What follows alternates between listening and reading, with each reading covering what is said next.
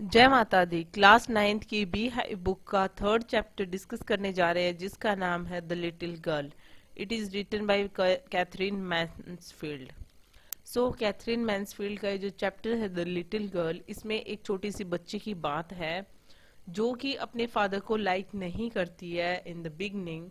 कि सबके साथ में होता है, जब हम बच्चे होते हैं हमारे जो पेरेंट्स हैं वो हमें डांटते हैं तो हमें बुरा लगता है।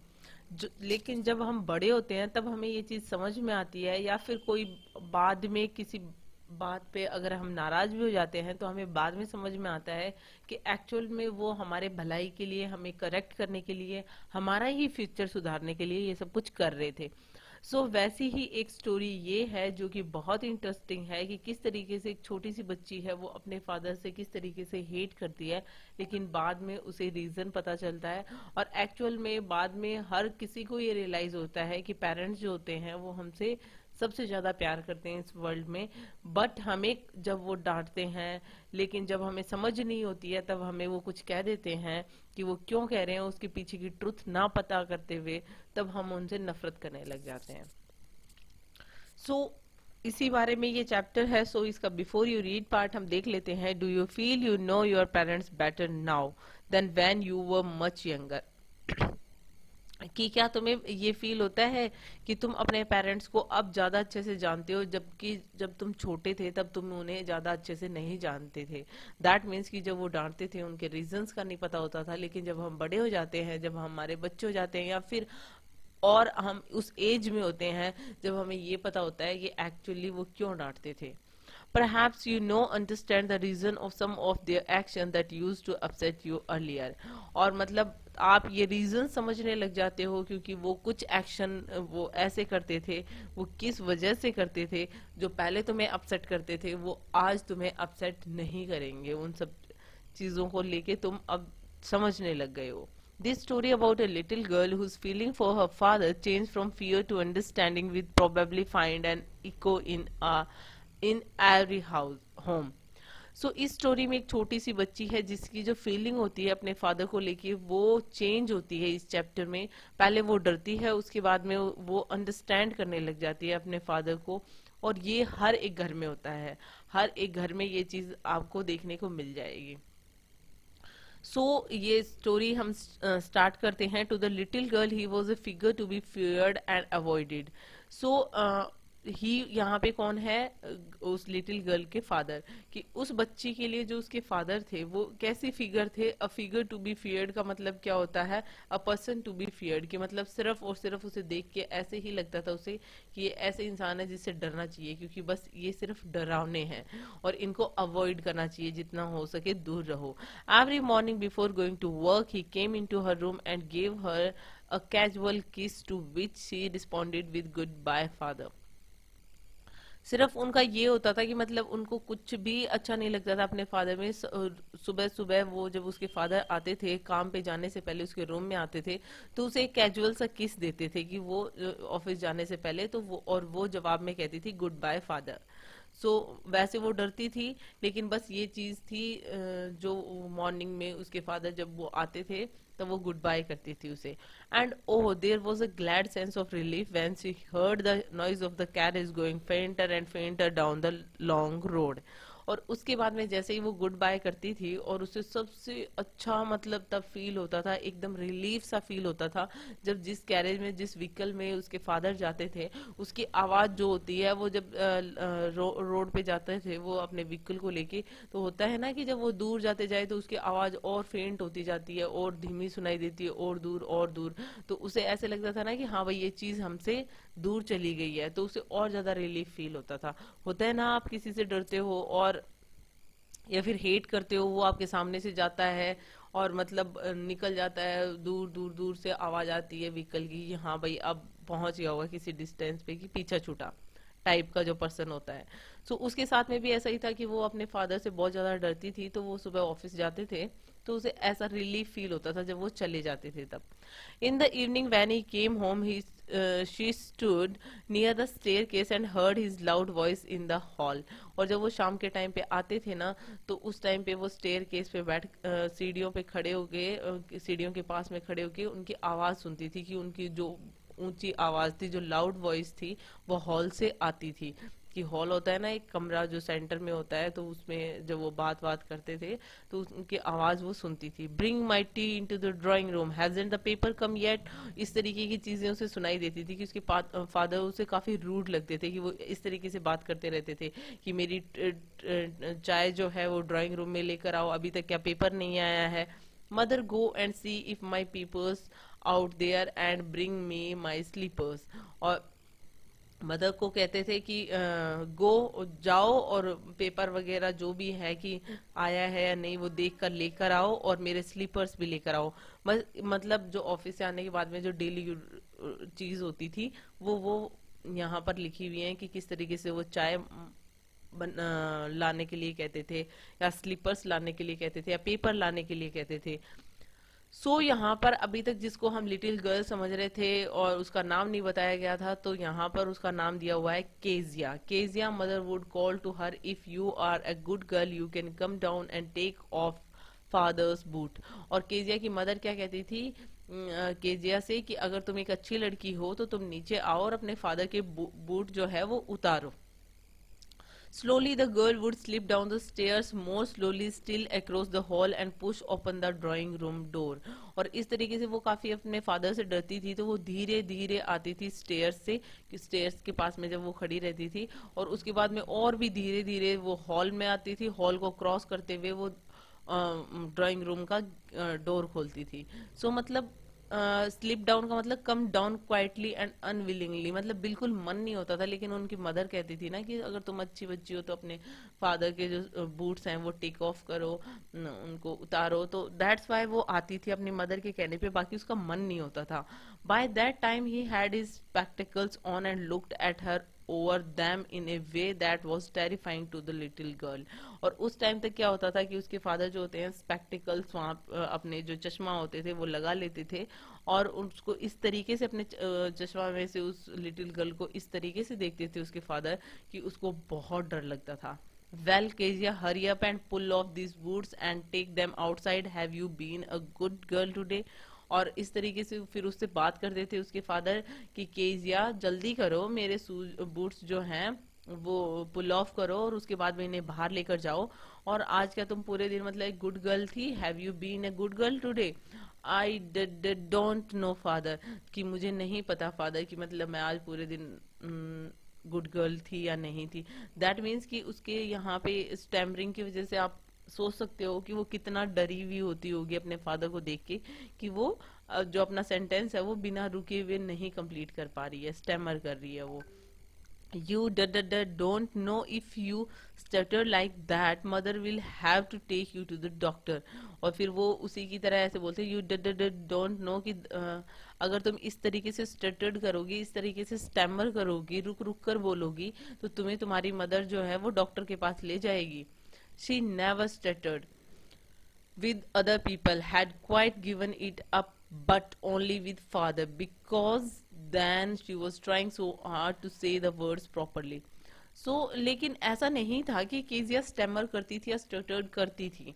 एक्चुअल में वो सिर्फ उसके फादर थे जिसके सामने वो ऐसे बोलती थी, क्योंकि उनके फादर के सामने गिवन इट अप का मतलब होता है स्टॉप डूइंग इट, कि मतलब अदर जो पीपल होते थे उनके सामने वो ये सब कुछ नहीं करती थी।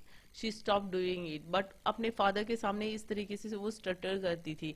क्यों करती थी? क्योंकि उसको वर्ड्स को प्रॉपरली बोलने में उसको काफी प्रॉब्लम होती थी, काफी मुश्किल से वो अपने फादर के सामने बोल पाती थी। That's the matter, what are you looking so rest about? यहाँ पे वो व्हाट्स द मैटर, कि वो उनसे फिर ये भी पूछते हैं, उनके फादर केजिया के फादर केजिया से पूछते हैं कि क्या बात है, तुम इतनी रैच आउट कैसे दिख रही हो? दैट मीन्स अनहैप्पी क्यों दिख रही हो? वो एक्चुअल में अनहैप्पी इसलिए होती है क्योंकि वो काफी डरती है अपने फादर से, लेकिन उसके फादर को ये चीज समझ में नहीं आ रही है, तो वो कहते हैं कि इतनी अनहैप्पी क्यों नजर आ रही हो, क्या प्रॉब्लम है? Mother, I wish you taught this child not to appear on the brick of side here, Kezia carrying my teacup back to the table carefully।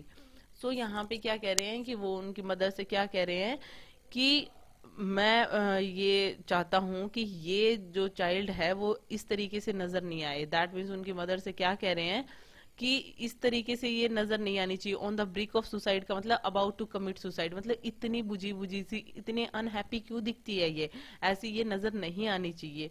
So Kezia को, और उसके बाद में केजिया को कहते हैं कि ये जो टी कप है ये उठाओ और टेबल पे केयरफुली रख दो। सो इस तरीके से रूडली उसके फादर उससे बात करते हैं, या फिर हमेशा एकदम वो होता है ना कि इस तरीके से ऊंची आवाज में बात करते हैं।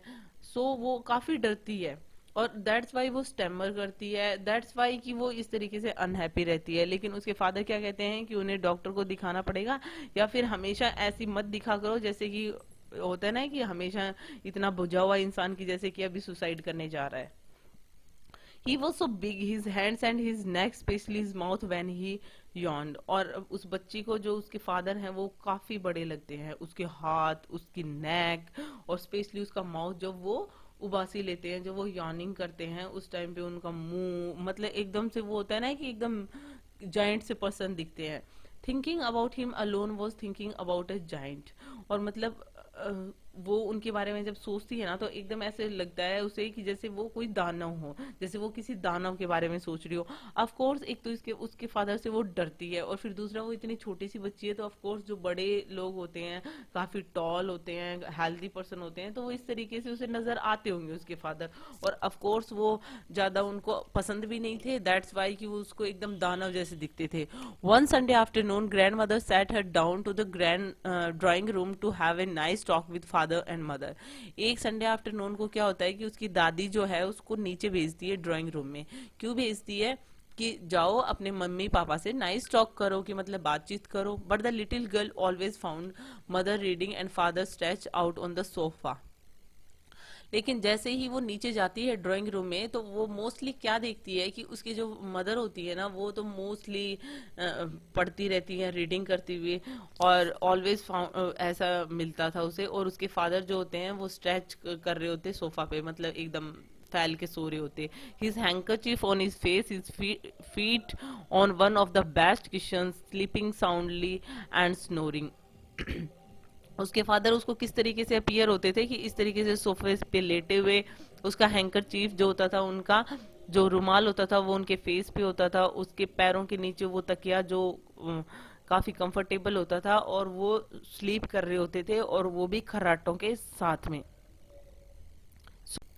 जैसा कि आप इस पिक्चर में देख सकते हो कि किस तरीके से उसकी मदर जो है वो रीडिंग कर रही है, और वो सोफा पे लेटे हुए हैं। And the little girl always found mother reading and father stretched out on the sofa. तो यहाँ पे छोटी सी बच्ची देख रही है, उसके फादर हैंकरचीफ को डाल के और इस तरीके से स्नोरिंग कर रहे हैं, एकदम साउंड से स्लीप ले रहे हैं। Okay, so now next, she sat on a stool, gravely watched him until he walked and stretched and asked the time, then looked at her.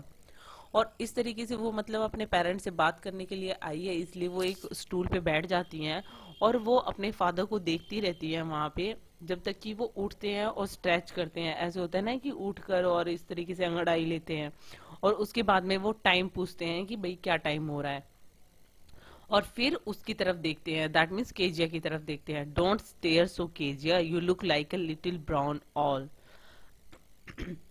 सो उसके फादर जब देखते हैं कि केजिया उसकी तरफ देख रही है, तो वो केजिया को क्या कहते हैं कि इस तरीके से मुझे घूरो मत केजिया, तुम एकदम छोटा ब्राउन कलर का उल्लू जो होता है ना, उस तरीके से तुम दिख रही हो मुझे, जैसे तुम मुझे घूर रही हो ना उस तरीके से तुम अपीयर हो रही हो।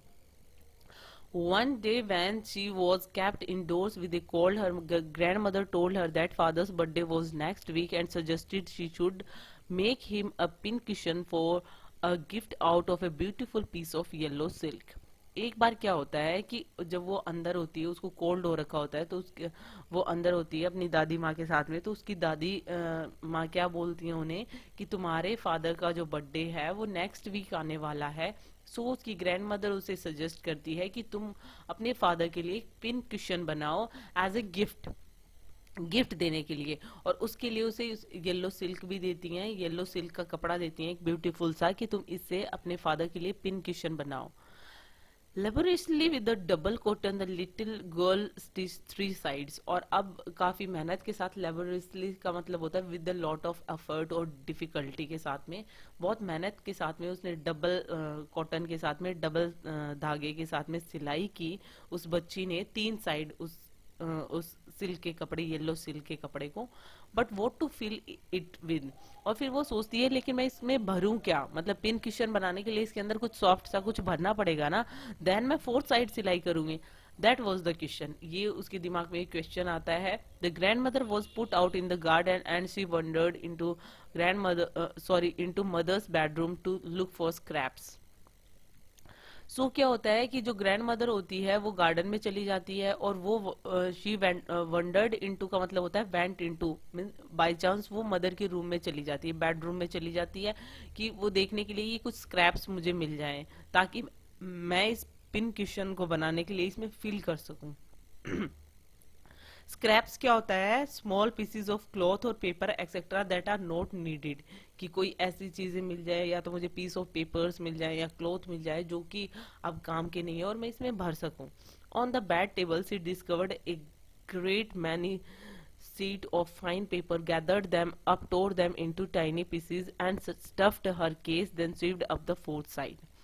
अब वो क्या करती है कि उसके मम्मा के बेडरूम में क्या होता है कि जो साइड टेबल होती है, जो बेड टेबल होती है, उसके ऊपर कुछ पेपर्स रखे होते हैं, वो काफी फाइन शीट्स होती हैं, और वो सबको इकट्ठा करती है, उनको फाड़ती है छोटे छोटे पीसेस में, और अपने पिन क्वेश्चन जो बना रहे होते हैं वो सारा उस स्टफ जो है उसमें भर के, और उसकी फोर्थ साइड जो बची हुई होती है वो भी वो सील देती है। दैट मीन्स वो पिन क्वेश्चन बना लेती है।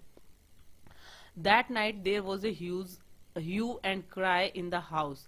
उस रात को उनके घर में ह्यू एंड क्राई का मतलब क्या होता है? एंग्री प्रोटेस्ट चल रहा होता है। दैट मीन्स बहुत जोर जोर से आवाजें आ रही होती हैं। So father great speech for the port authority had been lost. क्योंकि पापा की जो पोर्ट अथॉरिटी की जो स्पीच थी, जो उन्होंने पोर्ट अथॉरिटी के लिए बनाई थी, वो गुम हो गई थी, इसलिए इतना ज्यादा मतलब एंग्री प्रोटेस्ट चल रहा था हमारे घर पे। Rooms were search, servants questions. Finally mother came into Kezia's room. मतलब सारे रूम्स में ढूंढा गया कि वो पेपर्स कहाँ चले गए हैं। ओके, सो वो स्पीच के जो पेपर्स थे वो कहाँ चले गए। सर्वेंट्स क्वेश्चन किए गए, मतलब सर्वेंट से भी पूछा गया। फाइनली जो केजिया की मदर थी वो केजिया के रूम में आती है। वो कहती है, Kezia I suppose you didn't see some papers on a table in our room. वो कहती है, केजिया क्या तुमने मतलब आई सपोज कि तुमने नहीं देखे होंगे कोई पेपर हमारे रूम की टेबल में पे। ओ यस शायद I tore them up for my surprise. वो कहती है, हाँ मैंने देखे थे, मैंने उन्हें फाड़ दिए मेरे सरप्राइज के लिए। दैट मीन्स वो जो पिन क्वेश्चन में जो उसने पेपर फाड़ के भरे थे, वो उसके फादर की वो पोर्ट अथॉरिटी के लिए जो स्पीच लिखी थी वो उसके पेपर थे। What screamed mother. एकदम से उसकी मम्मी को गुस्सा है। उसने क्या तुमने मतलब ये क्या कर दिया? Come straight down to the dining room this instant. और वो कहती है कि स्ट्रेट अप डाइनिंग रूम में आओ, ये तुमने क्या कर दिया? And she was drag down to where father was pacing to and fro hands behind his back. और उसके बाद में वो उसको उसकी मदर कहाँ पर ड्रैग करके लेकर आई, मतलब पकड़ के लाते हुए वहां पर लेकर आई जहां पर उसके फादर जो थे वो आगे पीछे घूम रहे थे, चक्कर लगा रहे थे अपने हाथ पीछे बैक की तरफ करके। और होता है ना कि गुस्से में इंसान ऐसे चक्कर लगा रहा होता है कि आखिर पेपर्स गए कहाँ। वेल ही सैड शार्पली। वो क्या कहता है? वेल मदर एक्सप्लेन की मतलब क्या हुआ। तो मदर ने एक्सप्लेन किया, he stopped and stare at the child. और फिर मदर ने जैसे एक्सप्लेन किया कि ऐसे ऐसे केजिया ने उस स्टफ बना के और उसमें पिन क्वेश्चन में भर दिया, तो वो एकदम से रुका और उस बच्चे की तरफ घूरा। Did you do that? क्या तुमने ये किया है? न न नो शी विस्पर्ड। उसने धीरे से बोला कि न न नो, क्योंकि उसके फादर से उसे इतना डर लगता था कि जैसे वो स्टैमरिंग करती थी वो स्टटर करने लग गई। Mother go up to her room and fetch down the damn thing, see that the child put to bed this instant.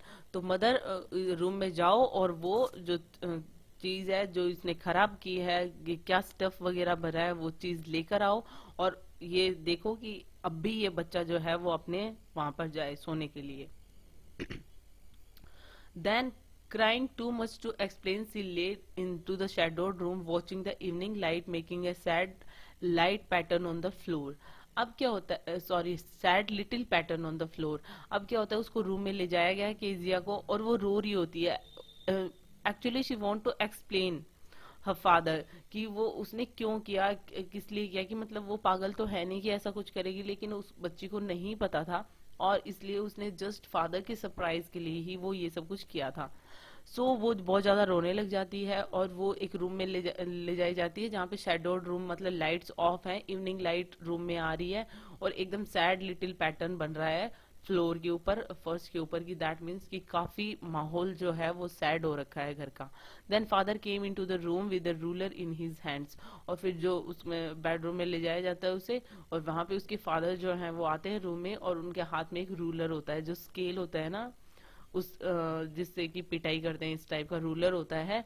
I am going to beat you for this, he said. उसने कहा कि जो तुमने किया है ना, उनके father कहते हैं, केजिया के फादर केजिया से, कि जो तुमने किया है उसके लिए मैं तुम्हें तुम्हारी पिटाई करने जा रहा हूँ।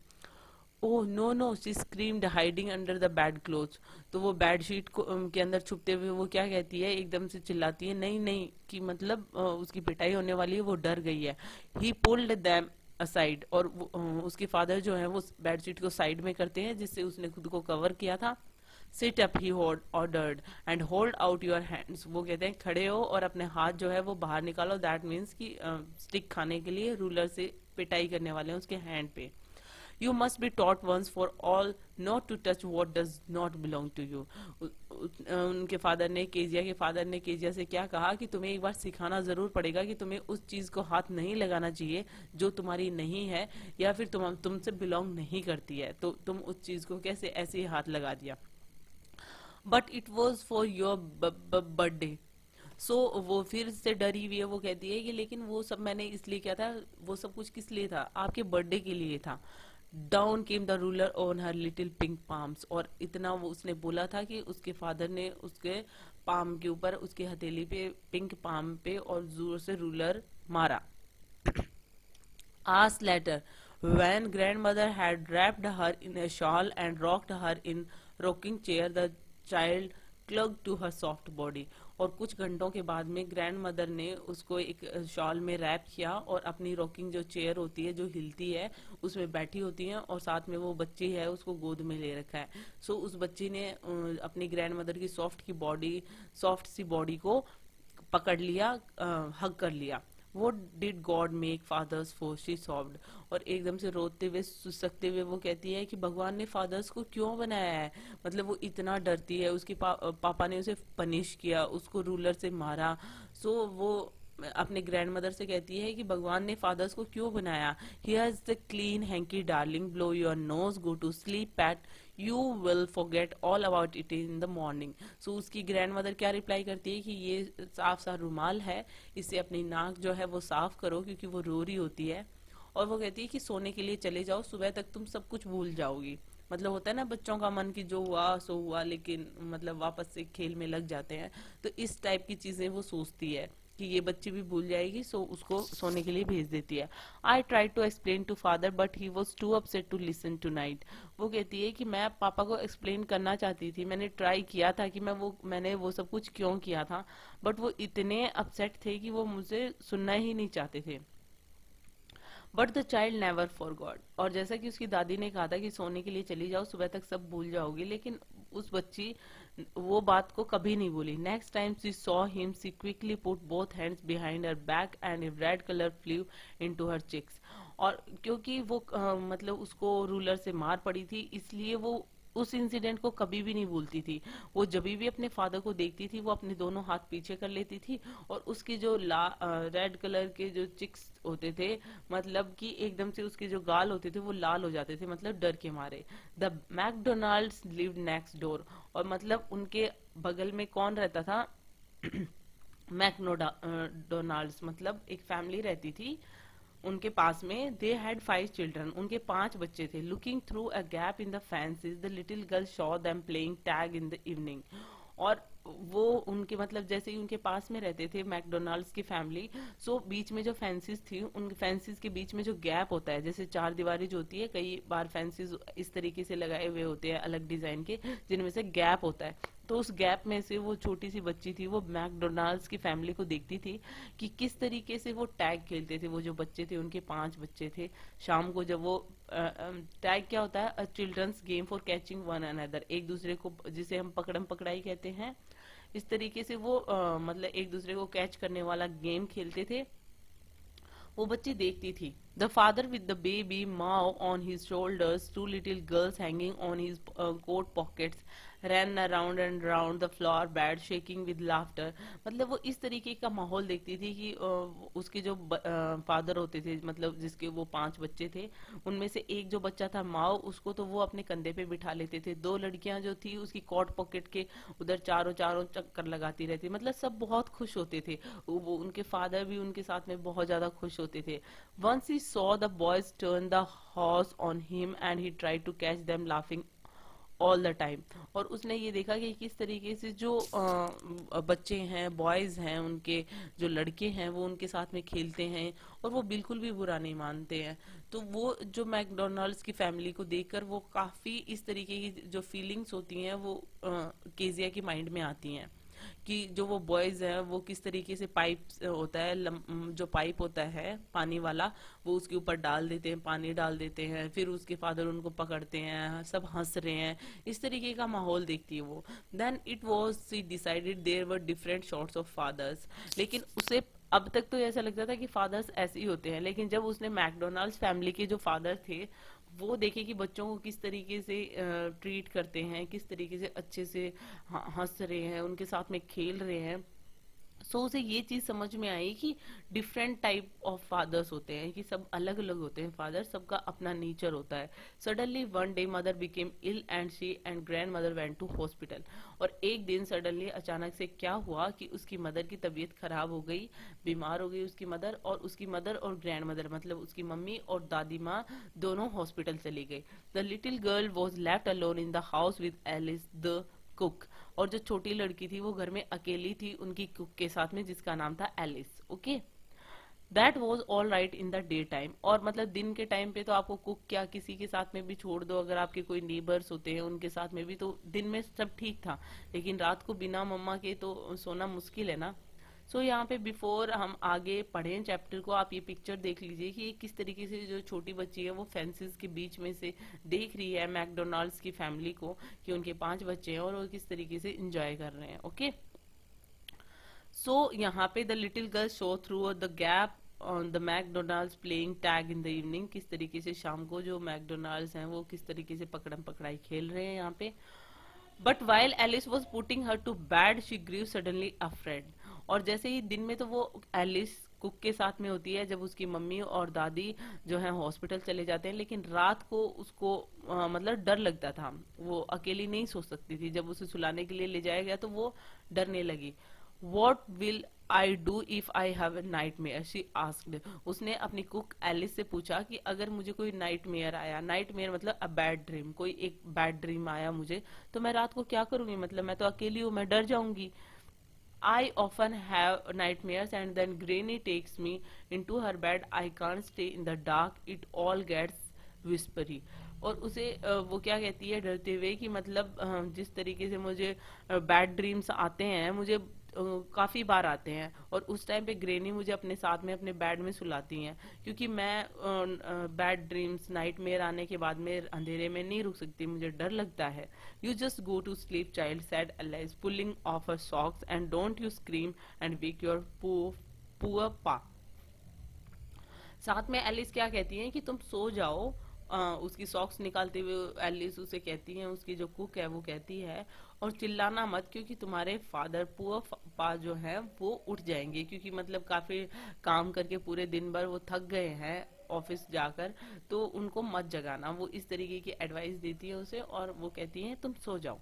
But the same old nightmare came, the butcher with a knife and a rope who came nearer and nearer, smiling that dreadful smile, while she could not move, could only stand still, crying out, Grandma, Grandma. She walked shivering to see father beside her bed, a candle in his hand.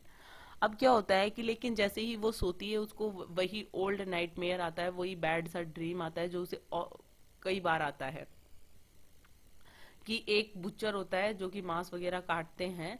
सो एक butcher दिखता है उसे night mayor में, जो जिसके हाथ में चाकू है, रस्सी है, और वो उसकी साइड आ रहा है, उसकी तरफ बढ़ रहा है और स्माइल कर रहा है, वही जो खतरनाक सी स्माइल से वो, जैसा कि वो स्माइल करता है उसी स्माइल से वो कर रहा है।